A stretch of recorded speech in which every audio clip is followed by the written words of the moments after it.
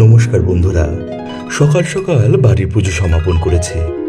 এবার আমাদের নিয়ে যাব আনন্দময়ী ব্রহ্মময়ী তারা মায়ের মন্দিরে, আর দর্শন করাবো আনন্দময়ী ব্রহ্মময়ী তারা মাকে। তো আর দেরি না করে চলুন।